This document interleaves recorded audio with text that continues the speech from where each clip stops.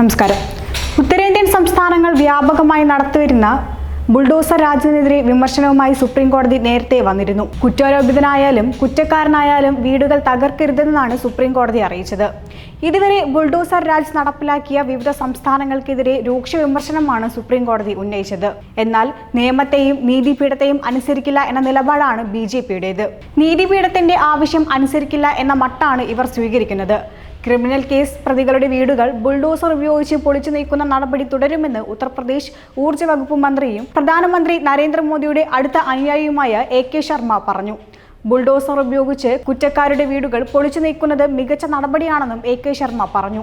ഉത്തർപ്രദേശിലെ സിദ്ധാർത്ഥ് നഗറിൽ മാധ്യമപ്രവർത്തകരോട് സംസാരിക്കുമ്പോഴാണ് അദ്ദേഹം ഇക്കാര്യം വ്യക്തമാക്കിയത്. ക്രിമിനൽ നടപടികളെയും മാഫിയ സംഘങ്ങളെയും തടയുന്നതിന് ബുൾഡോസർ ഉപയോഗിക്കാമെന്നും അത് നിയമപരമായ നടപടിയാണ്, അതിൽ തെറ്റില്ലെന്നും ശർമ്മ പറയുന്നു. സമാജ്വാദി പാർട്ടിയുടെ ഭരണകാലത്ത് തളച്ചു വളർന്ന ഗുണ്ടകൾക്കും മാഫിയകൾക്കുമെതിരെയാണ് യോഗി ആദിത്യനാഥ് സർക്കാർ ബുൾഡോസർ ഉപയോഗിക്കുന്നതെന്നും AK ശർമ്മ പറഞ്ഞു.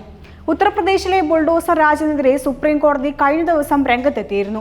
ഒരാൾ പ്രതിയോ കുറ്റവാളിയോ ആണെന്ന കാരണത്താൽ അയാളുടെ വീട് പൊളിച്ചു കളയുന്നത് എങ്ങനെയാണ് എന്ന് സുപ്രീം കോടതി ചോദിച്ചിരുന്നു. ഇക്കാര്യത്തിൽ രാജ്യവ്യാപകമായി നടപ്പിലാക്കാനുള്ള മാർഗരേഖയുണ്ടാക്കും. വിഷയത്തിൽ ഉത്തർപ്രദേശ് സർക്കാർ നിലപാട് വ്യക്തമാക്കണമെന്നും സുപ്രീം കോടതി അറിയിച്ചിരുന്നു. ഇതിനുശേഷവും ബുൾഡോസർ രാജിനെ പിന്തുണയ്ക്കുന്നുള്ള പ്രതികരണമായിരുന്നു മുഖ്യമന്ത്രി യോഗി ആദിത്യനാഥ് നടത്തിയത്. ഉത്തർപ്രദേശിൽ യോഗി ആദിത്യനാഥ് സർക്കാരും മധ്യപ്രദേശിൽ മുൻ BJP മുഖ്യമന്ത്രി ശിവരാജ് സിംഗ് ചൗഹാനുമാണ് ബുൾഡോസർ രാജ് തുടങ്ങിവെച്ചത്.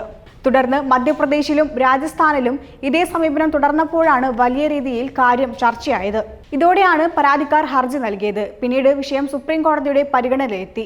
ഇതോടെ ക്രിമിനൽ കേസ് പ്രതികളാണെന്ന് കരുതി വീടുകൾ എങ്ങനെ പൊളിച്ചു കളയാനാകുമെന്ന് സുപ്രീം കോടതി ചോദിച്ചു. പ്രതിയെന്ന് സംശയിക്കുന്ന ആളുടെയോ കുറ്റക്കാരന്റെയോ പോലും വീട് പൊളിക്കാനാവില്ല. ഇത് നിയമവിരുദ്ധം ആണ്. അനധികൃത നിർമ്മാണങ്ങൾ നടത്തിയ കെട്ടിടങ്ങൾ പൊളിച്ചു നീക്കാൻ കഴിയും, എന്നാൽ അതിലും നിയമങ്ങൾ പാലിച്ചുകൊണ്ടാകണം. Justice BR Gavai, justice KV Viswanathan എന്നിവരടങ്ങിയ ബെഞ്ചായിരുന്നു ഇക്കാര്യം വ്യക്തമാക്കിയത്. നിയമവിരുദ്ധ നിർമ്മാണമാണെങ്കിൽ പോലും ആദ്യം നോട്ടീസ് നൽകണമെന്ന് ബെഞ്ച് വ്യക്തമാക്കിയിരുന്നു. ഇക്കാര്യത്തിൽ മാർഗനിർദ്ദേശം പുറത്തിറക്കുമെന്നും കോടതി വ്യക്തമാക്കിയിരിക്കുകയാണ്.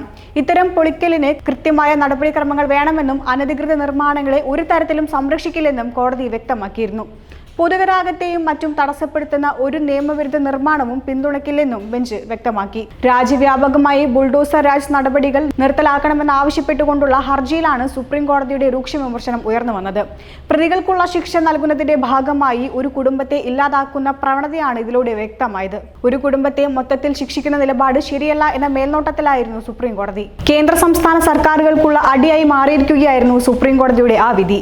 എന്നാൽ സുപ്രീം കോടതിയുടെ വിധിയെ മാനിക്കാതെയാണ് ഇപ്പോൾ ഇവർ പ്രവർത്തിക്കുന്നത്. അച്ചടക്ക ലംഘനമായി ശർമ്മയുടെ ഈ പ്രസ്താവനയെ നമുക്ക് വിലയിരുത്താൻ സാധിക്കുകയുള്ളൂ.